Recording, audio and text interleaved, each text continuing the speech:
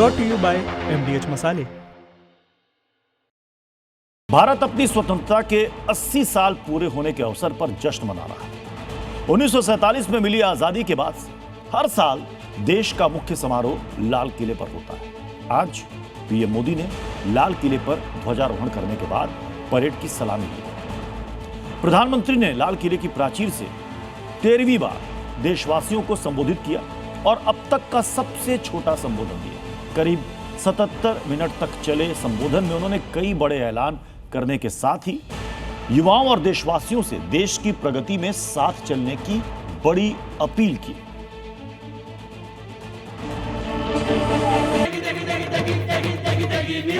MDH की देगी मिर्च का तड़का, अंग अंग फड़का। MDH की देगी मिर्च।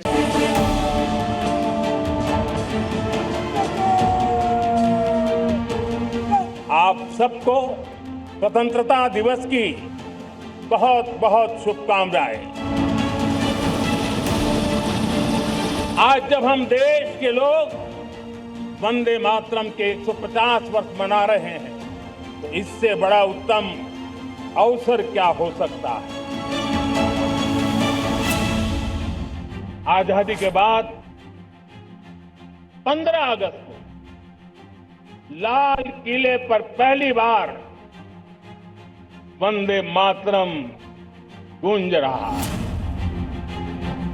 आइए सपनों को संकल्प बनाए, संकल्प को सामर्थ्य बनाए और सामर्थ्य को सफलता में बदल के रहें। आइए हर कदम को विकास का कदम बनाएं, कदम से कदम मिलाएं, मन से मन मिलाएं, लक्ष्य से जुड़े रहे। एक दीप से जले दीप हजारों, आओ मिलकर विकसित भारत बनाएं।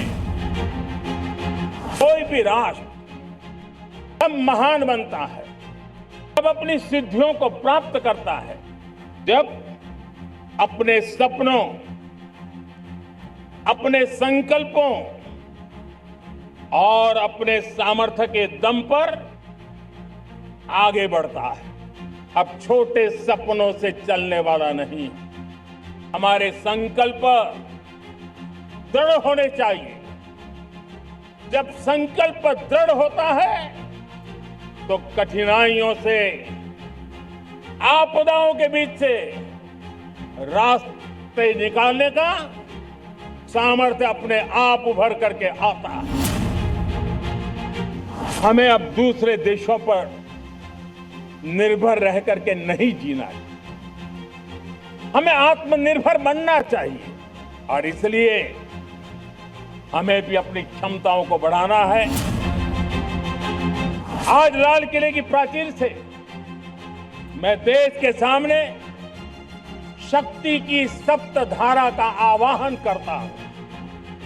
आने वाले 5-7 साल में जो पिछले 5-7 दशक में नहीं हुआ, वो सप्त धारा के सामर्थ्य से, शक्ति से हम देश को नई ऊंचाई, नई गति देंगे और इसके साथ साथ देश की युवा शक्ति का, सामर्थ्य का भरपूर राष्ट्र निर्माण में उपयोग होगा। डिफेंस में आत्मनिर्भर होना अब भारत ने अनुभव कर लिया, दुनिया ने अनुभव कर लिया है, इसके बिना कोई चारा नहीं है। विश्व जब अपनी अपनी ही सोच रहा है, तब भारत विश्व के लिए बाजार बन करके नहीं रह सकता है। हमें डिफेंस के क्षेत्र में आत्मनिर्भर होना होगा। मैं आज लाल किले से घोषणा कर रहा हूं कि हम आने वाले दिनों में सिविल डिफेंस का एक वाइब्रेंट नेटवर्क खड़ा करेंगे। आधुनिक व्यवस्थाओं से उनको परिचित कराएंगे। आधुनिक संकटों से नागरिकों को रक्षा करने की क्या व्यवस्था हो सकती है, एक बहुत बड़ा वॉलंटरी फोर्स सिविल डिफेंस का आधुनिक चुनौतियों को पार करने वाला हम बनाने वाले हैं। आप स्वयं भी जनगणना में अपनी जानकारियां अपने मोबाइल फोन से भर करके दे सकते हैं। बाद में कोई बाबू आएंगे, कोई प्रतिनिधि आएंगे, आपसे चर्चा करेंगे, लेकिन आप परिवार के सब बैठ करके अगर डिजिटली अपना रजिस्ट्री करवा दे, सारी बारीकियां, स्पेलिंग में भी गलती ना हो, कोई भी जानकारियों में गलती ना हो। आप जितनी परफेक्ट जानकारी देंगे, देश को आगे बढ़ने में बहुत बड़ी मदद मिलेगी। सपना है जब आजादी के 100 साल होंगे, 2047 में हम विकसित भारत बना के रहेंगे। 140 करोड़ देशवासियों के पुरुषार्थ से इस लक्ष्य को हमें हासिल करना है। 80वें स्वतंत्रता दिवस पर प्रधानमंत्री नरेंद्र मोदी ने लाल किले से अब तक का सबसे कम समय वाला भाषण दिया। पीएम मोदी के इस भाषण में समाज के सभी वर्गों के लिए कुछ ना कुछ है, लेकिन भाषण का सेंट्रल कैरेक्टर रहा जेन ज़ी, जिसके हाथों में देश का भविष्य है। लाल किले की प्राचीर से प्रधानमंत्री मोदी ने जेन ज़ी के लिए सौगातों की झड़ी लगा दी, जिसमें शिक्षा है, रोजगार का अवसर है और सबसे बढ़कर युवाओं पर देश का भरोसा है। आज देश के हर जेन ज़ी को प्रधानमंत्री नरेंद्र मोदी को जरूर सुनना चाहिए। जिन्होंने यूज किया है वो जानते हैं असली हींग का स्वाद। MDH सुपर हींग, शुद्धता का असली तड़का। MDH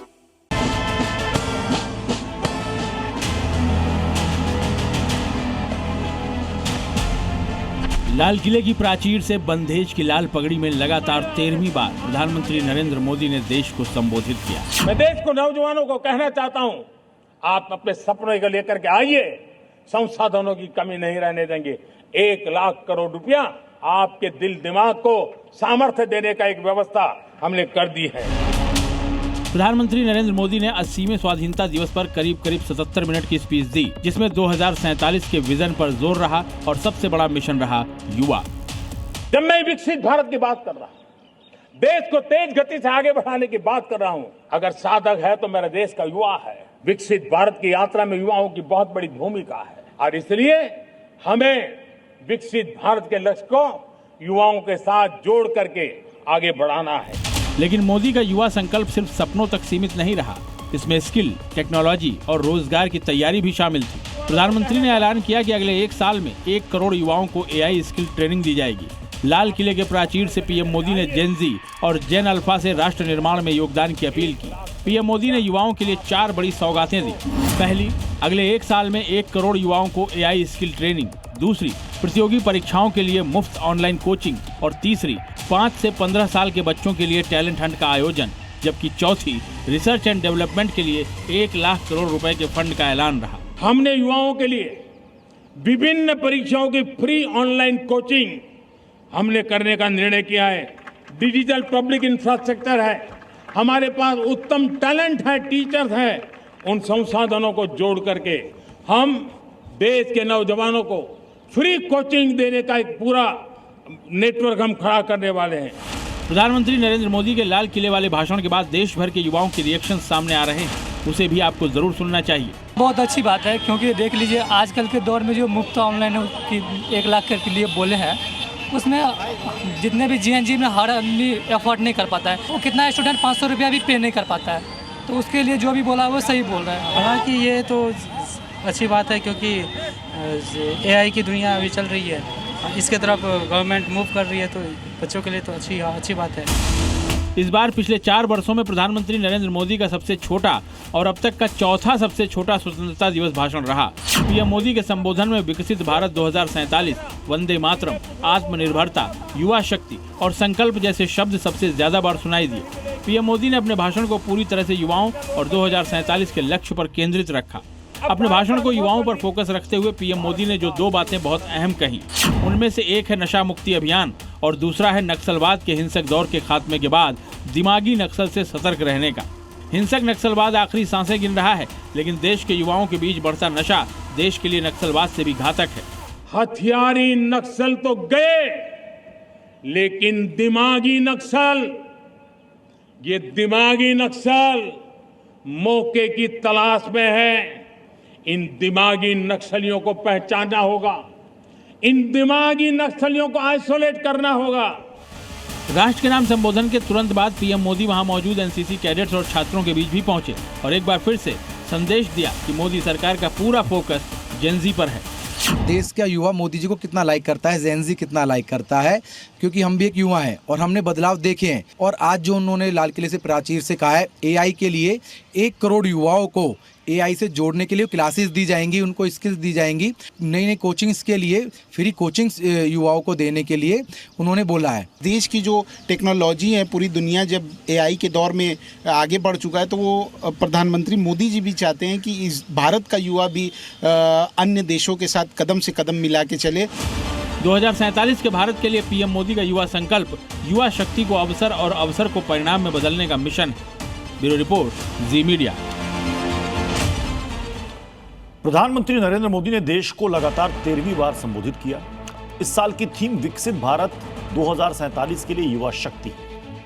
पीएम मोदी ने इस साल वंदे मातरम के 150 बरस पूरे होने पर खास ट्रिब्यूट दिया। और इतना ही नहीं, इस बार स्वतंत्रता दिवस समारोह में 6 चीजें पहली बार।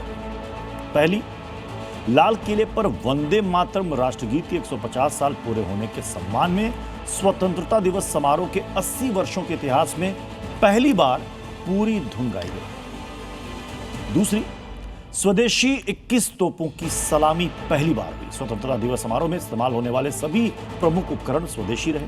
पारंपरिक 21 तोपों की सलामी सेरेमोनियल 1721 फील्ड बैटरी द्वारा स्वदेशी 105 mm लाइट फील्ड गन का उपयोग करके दी गई। तीसरी बात, पीएम के भाषण का 22 भाषाओं में रियल टाइम ट्रांसलेशन हो। एआई आधारित डिजिटल इंडिया भाषणी ऐप का इस्तेमाल करके पीएम के भाषण का 22 भारतीय भाषाओं में लाइव अनुवाद किया गया, ताकि यह संदेश हर नागरिक तक उनकी मातृभाषा में पहुंच सके।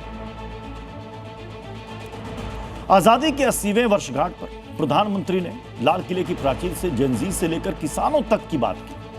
कई बड़े ऐलान भी पीएम मोदी ने किए। तो लखनऊ में योगी आदित्यनाथ ने किसी तरह से आजादी के इस महोत्सव को मनाया। जेन-ज़ी और जेन अल्फा को लेकर कौन सा नया ऐलान किया, योगी आदित्यनाथ के इस भाषण को क्यों जेन-ज़ी के लिए मौका कहा जा रहा है, देखिए। लाल रंग इसका अपार, तीखा कम है फिर भी स्वाद। बेमिसाल बेमिसाल MDH Kashmiri. MDH Kashmiri. MDH।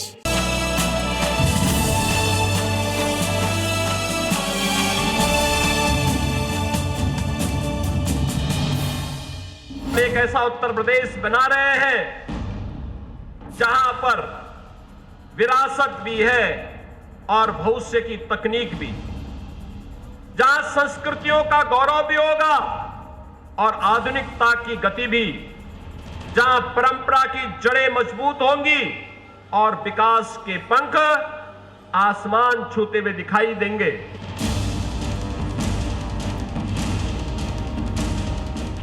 आज बदलते हुए भारत के साथ उत्तर प्रदेश रुक नहीं सकता। उत्तर प्रदेश भी उस परिवर्तन में अपने आप को शामिल किया। एक्सप्रेसवे से एयरपोर्ट तक, डिजिटल इंडिया से आर्टिफिशियल इंटेलिजेंस तक,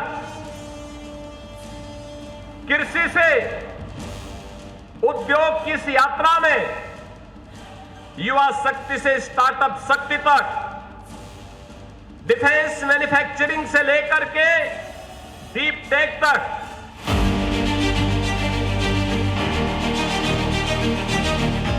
उत्तर प्रदेश की सबसे बड़ी ताकत हमारी युवा शक्ति है। हमारा युवा प्रतिभावान है, परिश्रमी है, देश और समाज के लिए कुछ कर गुजरने की इच्छा शक्ति से भरपूर है। स्वाधीनता दिवस के अवसर पर मैं प्रदेश के युवाओं से कहना चाहता हूं, आपकी प्रतिभा से ही यूपी की शक्ति निहित है। हमारी सरकार ने नकल माफिया, भर्ती माफिया के विरुद्ध कठोर कार्रवाई की है।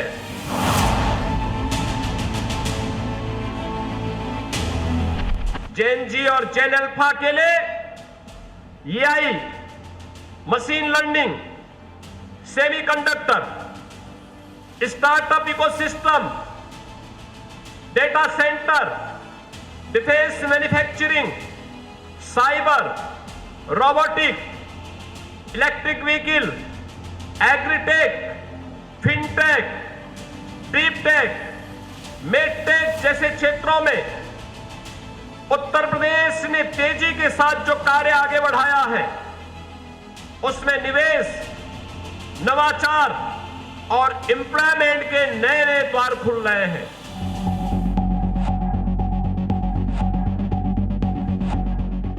सीएम युवा उद्यमी स्कीम के माध्यम से युवाओं को स्वरोजगार उपलब्ध करवाने के लिए ब्याज मुक्त और गारंटी मुक्त ऋण उपलब्ध कराया जा रहा है।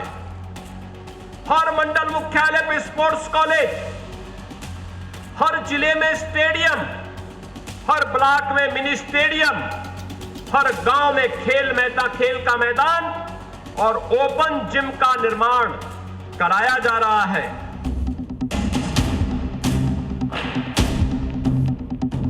उत्तर प्रदेश का युवा प्लान की समस्या से मुक्त हो चुका है। साथ ही हमारा संकल्प है हर युवा के हाथ में स्किल, इनोवेशन और एम्प्लॉयमेंट हो।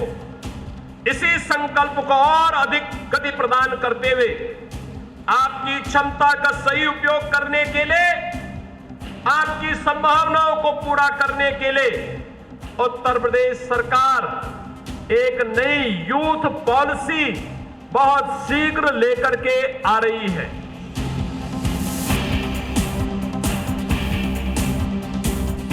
पैंसठ लाख से अधिक युवाओं को अपने ही जनपद और अपने ही क्षेत्र में, अपने ही प्रदेश में नौकरी और रोजगार की संभावनाएं आगे बढ़ी।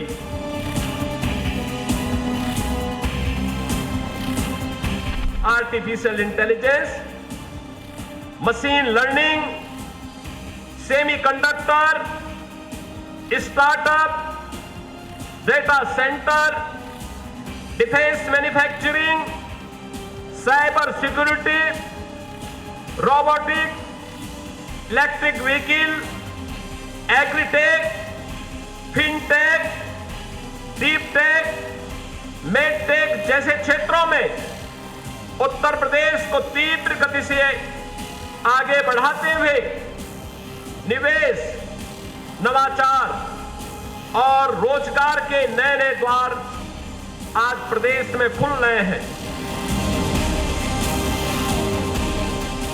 यूपी के मदरसों में आज तिरंगा फहराया गया, राष्ट्रगान भी गाया गया, देशभक्ति के तराने भी गाए गए, लेकिन वंदे मातरम गाने से भाईजान ने परहेज किया। यूपी के एक दो मदरसे को छोड़ दें तो किसी ने राष्ट्रगीत नहीं गाया। और जब जी न्यूज की टीम ने वंदे मातरम ना गाने पर सवाल पूछा तो मदरसे के मौलानाओं ने फौरन कैमरे पर सर्कुलर वाला बहाना छोड़ दिया। दादी के हाथों का जादू और खुशबू से महकता घर। MDH गरम मसाला, असली मसालों से भरा हूँ मैं, क्योंकि हर रिश्ता है स्वाद से जुड़ा। स्वतंत्रता दिवस पर यूपी के तमाम मदरसों में तिरंगा फहराया गया, राष्ट्रगान भी गाया गया और इसी के साथ देशभक्ति के तराने और नारे भी लगाए गए।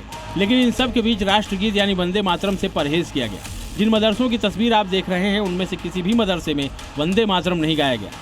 और जब जी मीडिया की टीम ने मदरसा प्रबंधक या फिर मदरसे के प्रिंसिपल से इस बारे में सवाल किया तो मदरसे से जुड़े मौलाना मौलवियों ने एक लाइन में रटा रटाया जवाब दिया। हमारे यहाँ जो पहले से हमारी गाइडलाइन है उसके मुताबिक जो है जश्न आज़ादी के अंदर जनगण मन वगैरह है वो जो है हम उसको गाते हैं। और जो भी आगे जो गाइडलाइन हमारे सामने आ गई, जो हमारे बड़े हमारे सामने बात रखेंगे, हम उसको जो है पूरा करने के लिए। वो भी आया नहीं है हमारे पास ऑर्डर, जब आएगा जब देखा जाएगा। अभी तो पार्लियामेंट में मंजूर हुआ है वो।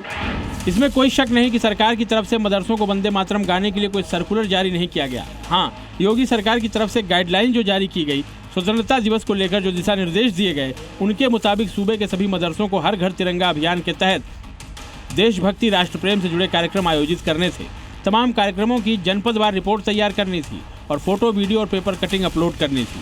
हर घर तिरंगा अभियान के तहत सभी स्कूल, कॉलेजेस और मदरसों में राष्ट्रगान गाया जाना था। और उसी को लेकर हम इस समय पहुंचे हैं लखनऊ के एक ऐसे ही मदरसे में जहां की तस्वीर आप देख सकते होंगे। ये वो तस्वीर है जहां पर आपको जो मदरसे के जो बच्चे हैं वो राष्ट्रगान जो है वो उन्होंने गाया है और यहाँ पर आज़ादी का जो जश्न है वो मनाते हुए यहाँ पर ये लोग नजर आ जाएंगे। ये आप देख पा रहे होंगे, ये लखनऊ का मदरसा है जहाँ पर ये कहा गया था कि आपको मदरसों में राष्ट्रगान करना है, उसके बाद उसकी जो वीडियो बनाकर आपको भेजनी है। लखनऊ समेत यूपी के तमाम मदरसों ने सिर्फ और सिर्फ इसी प्रोटोकॉल को फॉलो किया और स्वतंत्रता दिवस के मौके पर राष्ट्रध्वज फहराने के बाद राष्ट्रगान और देशभक्ति के गीत गाए। नहीं, स्वतंत्रता दिवस में तो राष्ट्रगान का प्रोटोकॉल है और राष्ट्रगान झंडारोहण के बाद राष्ट्रगान होता है और वो प्रत्येक मदरसे में आज हुआ। वंदे मातरम को लेके कोई नहीं, ऐसा नहीं हो तो शासनादेश चीफ सेक्रेटरी सर की तरफ से भी जारी हुआ था, उसमें भी राष्ट्रगान के लिए। लेकिन सवाल तो यह है कि अगर मदरसों में राष्ट्रगान और देशभक्ति के गीतों के साथ वंदे मातरम भी गाया जाता तो क्या गुनाह हो जाता? क्या इससे मदरसों का कोई प्रोटोकॉल टूट जाता? लेकिन नहीं, सीधे तौर पर यूपी के मदरसे वंदे मातरम गाने से बजते दिखाई दिए, या कहें मदरसों ने राष्ट्रगीत को सीधे सीधे नजरअंदाज किया। मैं मुरादाबाद के शाही मदरसा जो है वहाँ पर मौजूद देख सकते हैं आप, छोटे छोटे बच्चों के हाथ में आपको झंडे यहाँ पर नजर आ रहे होंगे। अभी देशभक्ति गीत यहाँ पे वो गा रहे थे और राष्ट्रगान का जो है वो पूरा गान किया गया है। हालांकि वंदे मातरम का जो गाइडलाइन जारी करी गई थी वो गाइडलाइन यहाँ पर कहीं दूरी बनाते हुए नजर आए हैं और वंदे मातरम जरूर यहाँ पर नहीं गाया गया है। अब इसे भाईजान की जिद कहें या फिर वंदे मातरम को लेकर विरोध, क्योंकि एक तरफ मदरसों में राष्ट्रीय गीत गाया भी नहीं जा रहा और जब इस पर सवाल पूछा जा रहा है तो राष्ट्रगीत पर आपत्ति जताने की बात कबूल भी नहीं की जा रही है। राष्ट्रीय गीत को लेकर हमें कोई आपत्ति नहीं है और सिर्फ भाषा का ही फर्क है। अगर कहने को देखा जाए तो उसके मायने बहुत अच्छे हैं और उससे हमें कोई एतराज नहीं है। हम अपने बच्चों को सिखाते भी हैं, हमने राष्ट्रगान भी सिखाया है, राष्ट्रीय गीत भी सिखाया है। जब कोई आपत्ति है ही नहीं तो फिर राष्ट्रगीत गाने से परहेज क्यों? आखिर क्यों यूपी के मदरसों में वंदे मातरम नहीं गाया गया? खैर, अभी तो भाईजान सरकारी प्रोटोकॉल की दलील के तौर पर इस्तेमाल कर रहे हैं, लेकिन आज नहीं तो कल वंदे मातरम की गूंज यूपी ही नहीं बल्कि देश के तमाम मदरसों में सुनाई देनी तय है। Bureau report, Zee media. देश जब स्वतंत्रता दिवस का जश्न मना रहा है तब बंगाल के एक मुफ्ती को अचानक याद आया कि मुसलमान देशभक्त कैसे हो सकता है। खुद को इस्लामिक स्कॉलर मानने वाले मुफ्ती शमाइल नदवी ने ऐसा विवादित बयान दिया है जिसका संत समाज ने विरोध करना शुरू कर दिया है। मुफ्ती नदवी ने मुसलमानों को दो कैटेगरी में बांट दिया है।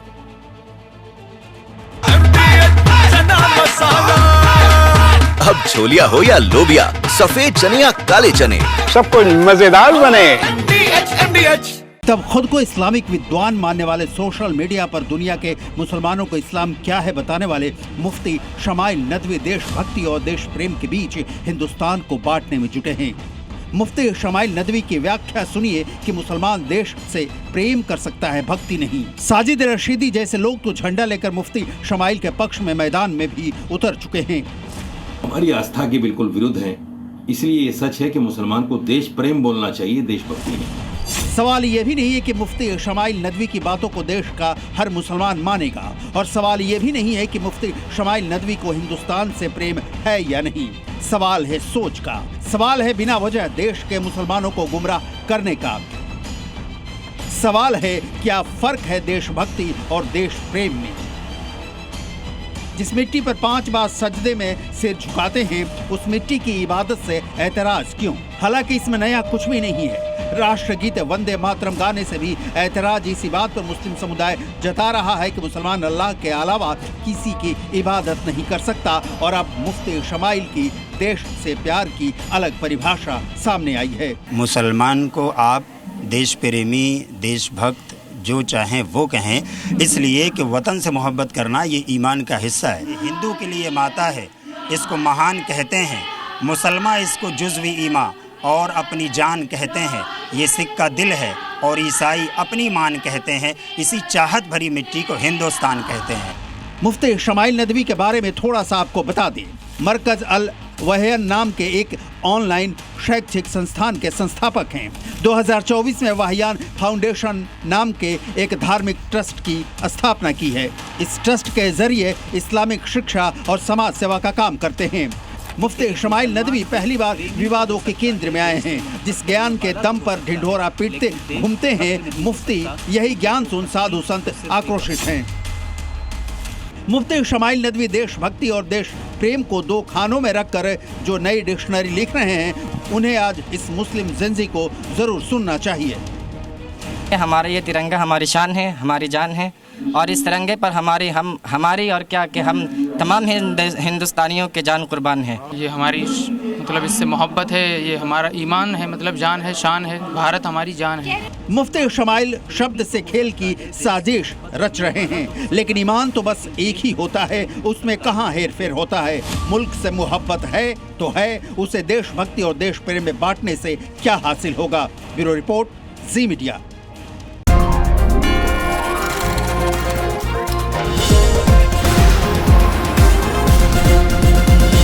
Brought to you by MDH Masale.